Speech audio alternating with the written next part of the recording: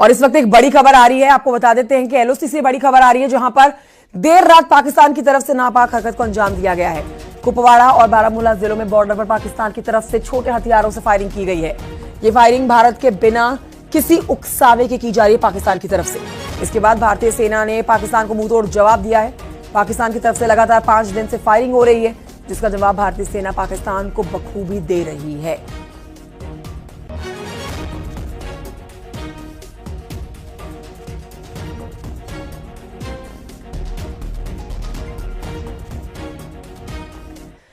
Medical visa पर भारत आए पाकिस्तानियों को आज लौटना होगा अपने वतन पाकिस्तान। भारत सरकार ने इलाज के लिए भारत आए हुए पाकिस्तानी नागरिकों को वापस जाने के लिए आज तक का समय दिया है। बता दें आपको कि अगर वीजा की वैधता खत्म होने के बाद भी कोई भी पाकिस्तानी नागरिक भारत से वापस नहीं जाता है तो कानून के तहत उसके ऊपर कार्रवाई की जाएगी, जिसमें 3 साल की जेल की सजा का प्रावधान है और 3 लाख के जुर्माने का प्रावधान है। रिपोर्ट देखिए।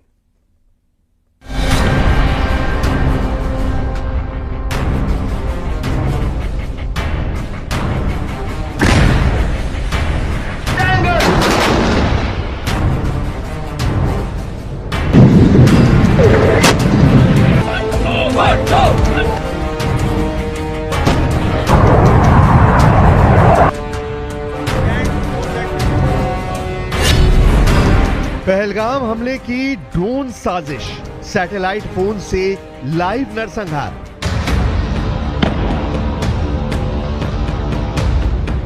बाईस अप्रैल को पहलगाम में 27 हिंदुस्तानियों को जिस तरह से पाकिस्तानी आतंकियों ने मारा है, उसने पूरे देश में कोहराम मचा दिया है। पाकिस्तान ने कश्मीर के कुछ गद्दारों के साथ मिलकर ऐसा नरसंहार किया जो पिछले 21 साल में कश्मीर में टूरिस्ट पर सबसे बड़ा हमला माना जा रहा है। खुद जम्मू कश्मीर के मुख्यमंत्री उमर अब्दुल्ला ने विधानसभा में कश्मीर में मारे गए टूरिस्टों को लेकर जो कहा, वो आंखें खोलने के लिए काफी है।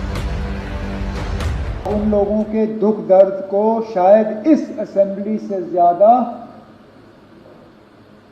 कोई और असेंबली या पार्लियामेंट समझ नहीं पाएगी। इसलिए हमने चाहा कि यहां इस हाउस के तरफ से इस हमले की मजम्मत हो। 21 साल का सबसे बड़ा हमला, मारे जाएंगे आतंकी और गद्दार। इधर दूसरी तरफ पहलगाम में जांच एजेंसियां अपनी पूरी क्षमता से इस आतंकी हमले की जांच में जुटी हैं। इस जांच से बहुत बड़े खुलासे होने लगे हैं। दावा तो यहां तक किया जा रहा है कि टीआरएफ के इन आतंकियों के पास चीन में बने सैटेलाइट फोन थे, जिसकी मदद से न सिर्फ आतंकियों ने टूरिस्ट को मारा, बल्कि नरसंहार करने के बाद इसी सैटेलाइट फोन की मदद से घाटियों में गुम हो गए। पहलगाम में हुआ आतंकी हमले की जांच में कई खुलासे हुए हैं। एनआईए की जांच टीम इस बात पर ध्यान दे रही है कि आतंकवादी घाटी में कैसे घुसे और कैसे बाहर निकले। वो ये भी पता लगाने की कोशिश कर रहे हैं कि आतंकियों की मदद किसने की। पहलगाम आतंकी हमले में आतंकी ड्रोन से हमला करने की रणनीति बना रहे थे, लेकिन वहां पर बड़ी संख्या में स्थानीय लोग मौजूद थे, जिसकी वजह से ड्रोन से हमला करने की रणनीति को टाला गया। सैटेलाइट फोन का आतंकी लगातार इस्तेमाल कर रहे थे।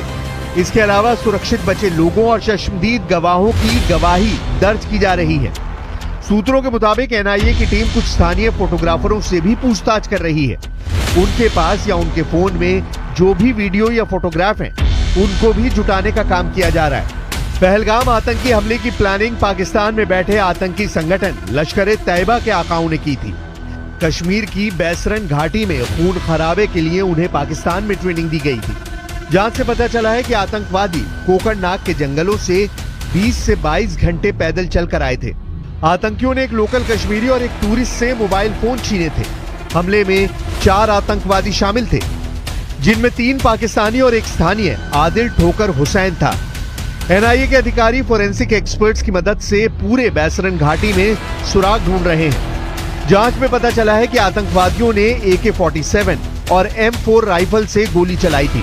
बैसरन में घटनास्थल से चाइनीज स्टील कारतूस भी मिले हैं, जो बुलेट प्रूफ जैकेट को भी छलनी कर सकती हैं। प्रत्यक्षदर्शियों के मुताबिक 2 आतंकी अचानक दुकानों के पीछे से आए और उन्होंने पर्यटकों को कलमा पढ़ने को कहा, जब वो कलमा नहीं पढ़ सके तो उन्होंने 4 लोगों को बहुत करीब से गोली मार दी। उनको ये सोचना पड़ेगा कि उनकी अम्मा को किसने मारा। टेररिज्म से तो मारी ना उनकी वालदा, उनको अगर वो समझ में नहीं आ रहा तो क्या समझाएंगे उनको भी। भाई जिसकी मां को उसी के होम ग्रोन टेररिस्ट ने मार दिया तो वो बात समझो ना तुम। आपकी मां को जब गोली मारा तो टेररिज्म है, और हमारे बेटियों को, माओं को जो मारे टेररिज्म नहीं है क्या वो? जांच में पता चला है कि पहलगाम हमला करने वाले आतंकवादियों ने AK-47 और M4 राइफल से गोली चलाई थी। बैसरन में घटनास्थल से चाइनीज स्टील कारतूस भी मिले हैं जो बुलेट प्रूफ जैकेट को भी छलनी कर सकती है। गोली चलने के बाद घाटी में भगदड़ मच गई और पर्यटक इधर उधर भागने लगे। 2 अन्य आतंकवादियों ने जिपलाइन एरिया के पास से गोलीबारी शुरू कर दी, जिसमें और भी लोग मारे गए। इसके बाद चारों आतंकियों ने पैंट उतरवाकर कई टूरिस्टों के धर्म की तहकीकात की, फिर गोली मारी। इस हमले में एक नेपाली नागरिक समेत 27 लोग मारे गए थे और माफी मांगने के अल्फाज नहीं थे।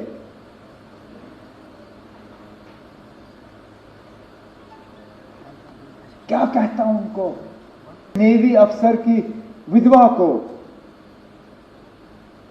जिनको शादी हुए ही चंद दिन हुए थे। जम्मू कश्मीर के पहलगाम में हुए आतंकी हमले को लेकर और भी कई बड़े खुलासे हुए हैं। 27 बेगुनाह लोगों को मौत के घाट उतारने वाले 4 आतंकी 10 से ज्यादा मददगारों से संपर्क में थे। आतंकियों की मदद 10 से ज्यादा OGW यानी ओवरग्राउंड वर्कर कर रहे थे। ये सभी OGW आतंकियों से चैट कर रहे थे। आतंकियों और OGW के बीच बातचीत इनक्रिप्टेड ऐप के जरिए हो रही थी। सूत्रों के अनुसार पहलगाम हमले के आतंकी कम्युनिकेशन के लिए उच्च चीनी तकनीक का इस्तेमाल कर रहे थे। हैंडलर से संवाद के लिए चीनी सैटेलाइट फोन और ऐप का इस्तेमाल किया गया था। सूत्रों से यह भी पता चला है कि बैसरन घाटी पर हमले से 5 दिन पहले ड्रोन उड़ते हुए देखा गया। जांच एजेंसियों के मुताबिक आशंका है कि इसका रेकी करने और संभावित भीड़ का आकलन करने के लिए किया गया था। यह भी पता चला है कि पाक खुफिया एजेंसी ISI LOC के पार 5 लॉन्च पैड्स पर निगरानी कर रही है। 2 मुजफ्फराबाद और 3 नीलम घाटी के पास हैं। सुरक्षा एजेंसियों ने कम्युनिकेशन रिपोर्ट्स और सैटेलाइट इमेजिंग से इसकी पुष्टि की है। मैं ઝીપલાઇન કરીને હું ઝીપલાઇન સ્ટાર્ટ કરી ત્યાં જ ફાયરિંગ સ્ટાર્ટ થઈ ગયું એન્ડ ઝીપલાઇન પત્તા મેં જોયું કે ઓલરેડી મારી ઝીપલાઇન સ્ટાર્ટ હતી ત્યાં સુધીમાં નીચે 5 થી 6 જણાને ગોળીઓ મારી દીધી અને ત્યાં આતંકવાદી હુમલો સ્ટાર્ટ થઈ ગયો હતો।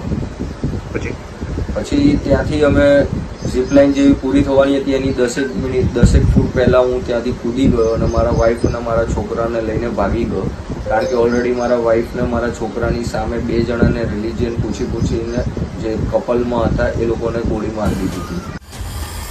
इधर दूसरी तरफ भारत की सुरक्षा एजेंसियां पहलगाम नरसंहार की एक-एक कड़ी को जोड़ने में जुटी हैं, तो वहीं दूसरी तरफ कश्मीर में आतंकियों के अड्डों और उनके घरों को ध्वस्त किया जा रहा है। इस बीच जम्मू कश्मीर पुलिस ने 15 ठिकानों पर रेड की है। सूत्रों ने बताया है कि रेड उन आतंकवादियों के ठिकानों पर की गई है जो पाकिस्तान कब्जे वाले यानी POK से ऑपरेट कर रहे हैं और इसके लिंक पहलगाम अटैक से जुड़े हैं। इधर 48 घंटे में कश्मीर में 11 आतंकियों के घरों को उड़ा दिया गया है। पूरे कश्मीर में अलग अलग इलाकों में आतंकियों के घरों को उड़ाया गया है। अब ऐसे हालात में देखना होगा कि पहलगाम हमले के असली गुनाहगारों से हिसाब किताब कब तक पूरा किया जा सकता है।